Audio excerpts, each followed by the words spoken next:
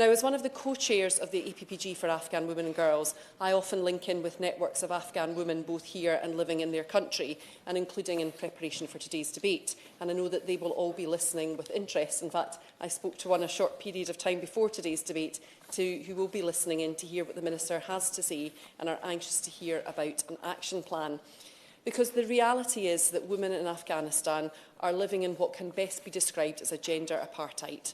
And over the past 2.5 years, there have been discussions and meetings at different international levels and with different partners, but nothing has improved.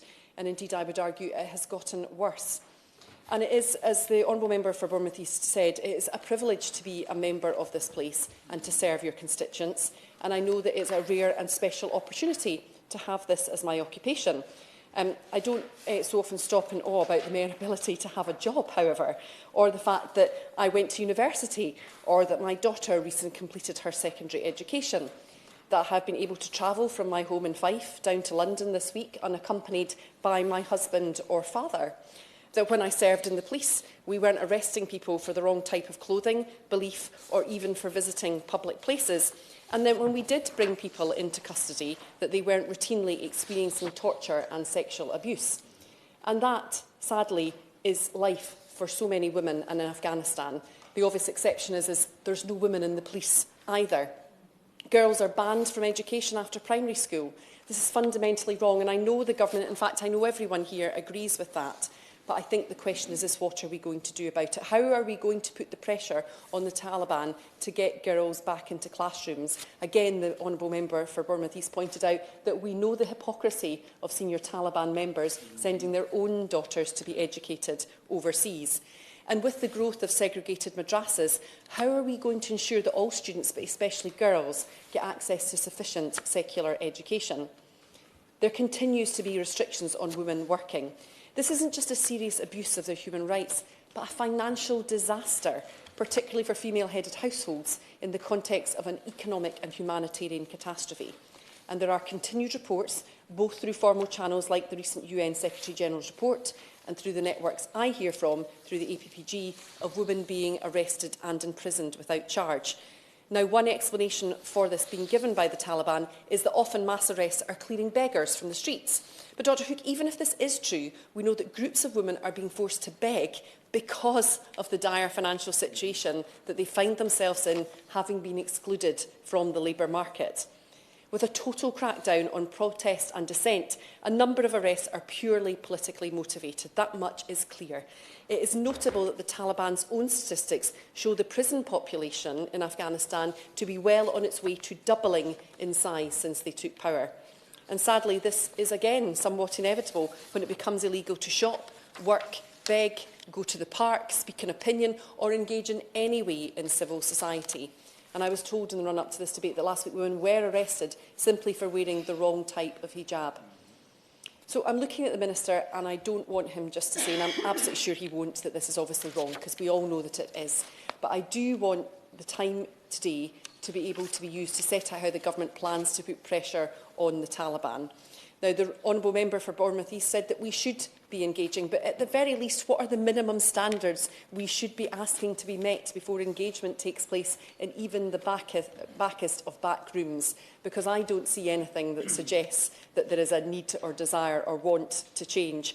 How can aid be utilised? And indeed, I hope the Minister can confirm a continued and hopefully elevated aid package for the region to incentivise those basic standards. Now, I oppose the merger of DFID and the Foreign Office, and indeed I secured an urgent question back in 2020 on it. But I do remember that the stated purpose that we were given when that merger took place was that the UK's presence on the international stage would be more effective when both foreign and international development policy worked together. So I really hope that the Minister can demonstrate this afternoon that they are and prove those initial doubts wrong. For some Afghans, however, it is not possible to stay in their home country, such is their risk of persecution. Some 2.5 years since the fall of Kabul, there are still people hiding in fear of their lives, staying in an unsafe third country, waiting to be told that they can travel to safety. And I welcome the restarting of flights from Pakistan in light of the threat of expulsions from that country. But again, it does feel like the threat of expulsions was what got things moving again. And why is it that after all of this time, applications still do not seem to be progressed? Barely a week goes by without MPs receiving emails begging for us to take up the cases of people feeling abandoned by the British Government. They aren't our constituents, and without a scheme like Homes for Ukraine, which provided a local link, there's simply very little we can do. And the most recent I received yesterday, and as I'm sure many members here present did, was from a young person who said that they acted as an interpreter to the British Army. Why are they still waiting, and what is the government doing to speed things up? Because my concern, and the concern of many, is that ARAP has purposefully or inadvertently minimised the number of people able to seek safety by limiting automatic eligibility to those who were directly contracted to the British Government or armed forces. The use of local contacts or contracts is not uncommon, and just because the government might want to say, well, they didn't directly work for us, so we deem them not to be at risk, that doesn't mean that the Taliban won't see an individual who assisted us as somebody who assisted us and seek reprisals. And I'm also told, and I hope this is something the Minister can take away and pass on to colleagues, that the process to apply for assistance under ARAP, case-by-case consideration, is complicated, opaque and narrow in who it covers. A review of its effectiveness and, at the very least, how it is communicated would be very welcome. And just briefly, Dr Hook, before I conclude, I want to touch on two more settlement issues before concluding. The first is, if the Minister can provide an update as to when the second phase of the ACRS Pathway 3 will open. Without a meaningful timeframe, the scheme has in practice stopped. And if this is the case, the Government should be honest about this to the House. And the second is the campaign of the Linda Norgrove Foundation to bring over a group of female medical students to finish their studies in Scotland. I've spoken to the foundation, and I'm sure other members have too. Securing visas which will allow these students to enter the country, but crucially, given their financial circumstances, pay home student fees, is the final hurdle to getting these women over to Scotland. This isn't just the right thing to do, to send a signal about how serious we are about the rights of girls to education, but a deeply practical one, with the UN's most recent report warning of a medical brain drain out of Afghanistan. If we think long-term, we only win by helping equip future generations of doctors, and in particular female doctors. And finally, I want to turn back to the APPG for Afghan women and girls. This was set up a little over a year ago to help lift the voices of women being silenced at home and too often left out of the conversations about them elsewhere. Government policy about Afghan women has to include Afghan women, and it must include a range of Afghan women from all regions and all tribes. And I've had the privilege of meeting with some of those women, and I'm grateful to them for giving up their time to me.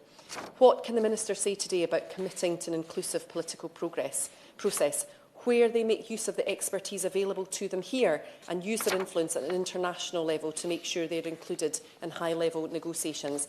That must go beyond round tables where they input. It must be more collaborative than that. We're here this afternoon to consider the Government's policy in relation to Afghanistan, but I do want the Government to think instead about the Government's policy in relation to the people of Afghanistan, to women and to children, to the LGBTQ community, to the Afghans who worked for British and NATO forces or in the former government. Too often, foreign affairs is abstract. The time and energy is a zero-sum game, with new crises taking away official focus, as the people of Afghanistan know too well. But the gender apartheid, the gross human rights abuses and the humanitarian and economic disaster faced by the Afghan people is not abstract. I urge the Government to put that at the centre of their response.